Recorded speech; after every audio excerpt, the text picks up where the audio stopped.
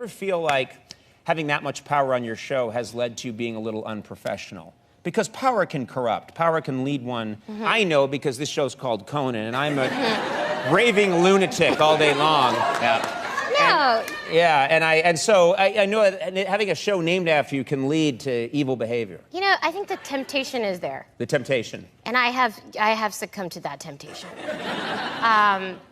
We've had a lot of handsome actors on the show, and I am a professional. Like, sure. I can be around handsome guys and not. I can behave like a lady. Thanks for including us with your hand. Yes, on yes. Handsome guys. But we had this one actor on the show named Lee Pace, who's very. Do you think you brought a picture? There he is. That's a good look. That's a very good-looking guy. Yeah. Yuck. Nice try, and Andy. a real gentleman. Yeah. Real gentleman. He came on the show, and we had to do this flashback sequence where we were in bed together in college, and we're just supposed to be having a conversation. But like, he's so tall and he's so handsome that in the middle of it, he was just supposed to be like, "What do you think, Mindy?" And I was like, and I looked around, and I improvised just kissing him in the scene, which was not in the script. It's not that. See, you just went for it. You just started kissing that guy. That picture. Yeah. He was just looming. He was looming above me. Yeah. And he asked me a question. I was not listening to him at all because who cares what he was saying? And I was just like, And then he reacted like that, and I pretended it didn't happen. And then I walked backstage. We have two writer-producers, Ike Barinholtz and David Zassin, and they were like, "Hey, man, what are you doing? You could be sued for that." And I got very scared, and then I said, "Tell anyone and you're fired." So I said, "Tell anyone." That's the way it's done. Yeah. I think he might have been like, did it happen or did it not? So I just didn't need our side to confirm it or anything. Right. Yeah. Yeah, so basically that's going to be happening a lot more now, too, because you got away with it. I'm the kissing bandit. Listen, it's like, he didn't complain about it. It's fine. No one said anything. No one reported anything. Right. And now you're talking about it on a TV show. Yeah. You need to kiss him before you let him have the job, and then like, well, we got to check it out, see if we have chemistry, and then make out with him, then give him the job. It's old school. Andy's basically telling you how he got this job. Yeah. Right. That's how I run things around here. Sidekick, eh? Pucker up, pal. Coach Nat, rather than communicate by Zoom, to come down on the stage and demonstrate to everyone what you're able to do at these clinics. Hello, and thank you, Adam. Holy cow. I mean, we'd heard a lot about him during the pandemic, but I'd never stood next to him. My role is to help coach, train, develop the next generation of NBA talent. I know all the best moves and am untethered by one single dimension. I can even make a free throw. Before you leave, anything else you can do that you want to show the audience? I can even be the real Superman.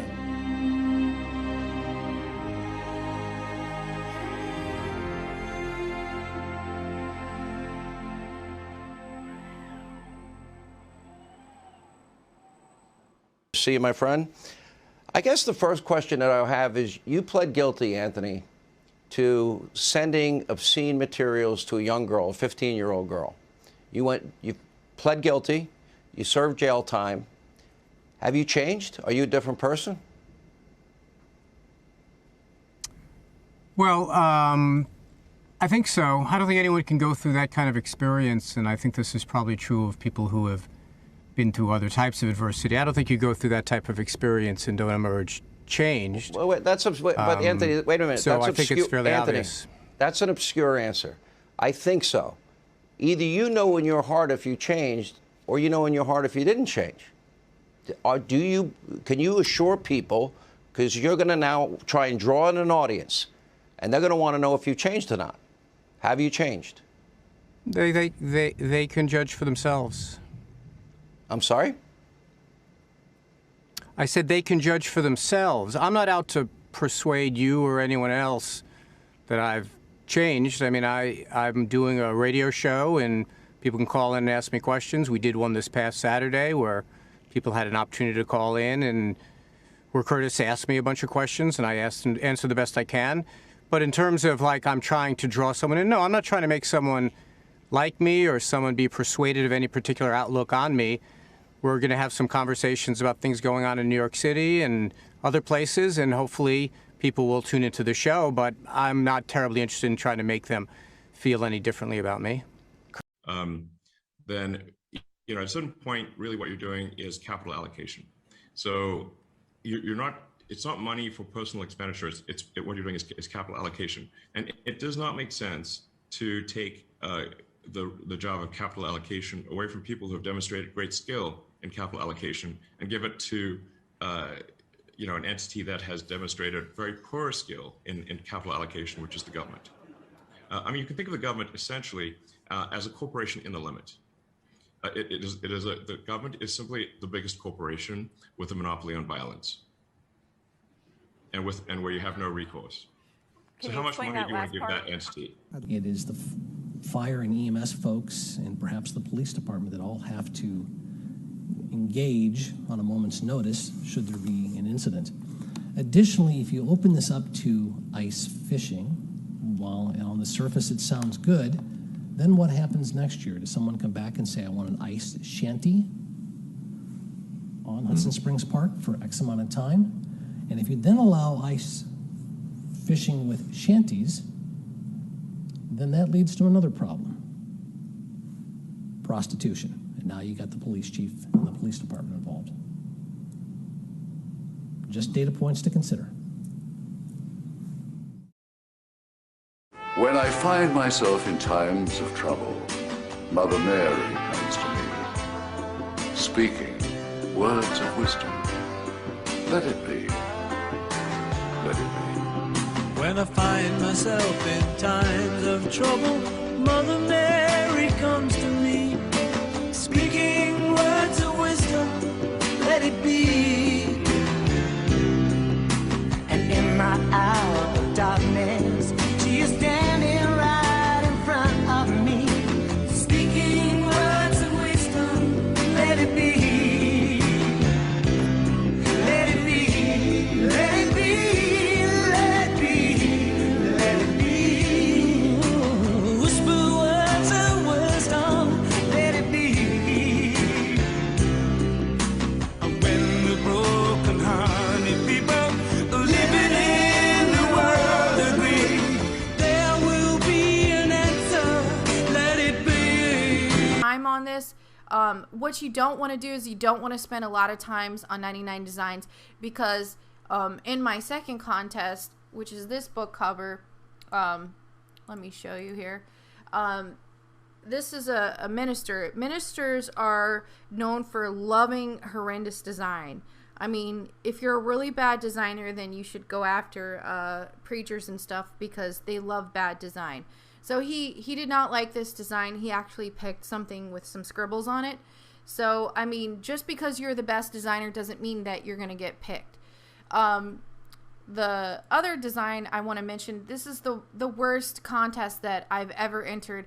And after entering a few contests, I realized that you can't enter a contest with a whole bunch of people, or ones that have a lot of prize money, because you're competing with 250 to 450 people. And even though you're the better designer or your designs are better than theirs, the fact that there's so many designs in there, and the fact that you don't know the client, their clients are notorious for, they write down a description of what they want, but they're notorious for picking the exact opposite, or something that's totally not even in the description, which it's kind of crazy. And it's the same thing with like contests on DeviantArt. They do the same thing. It's really frustrating, because they give you a set of guidelines, but yet they pick a winner that has nothing to do with those guidelines. So it's really frustrating. It happens over and over again. So you want to stick to the cheaper designs, the ones that where no one really wants to enter, like the $100, $200 ones. And I had more success. So I entered 5 contests. I made the mistake of entering 2 contests that were just not obtainable. And then so I came across the Fit CEO.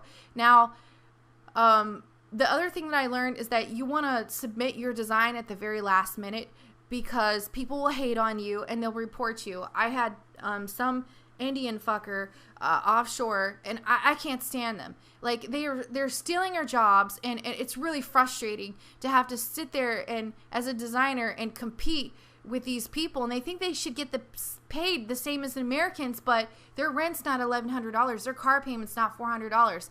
They can sustain off of $20 a month. So, I mean, US dollars a month.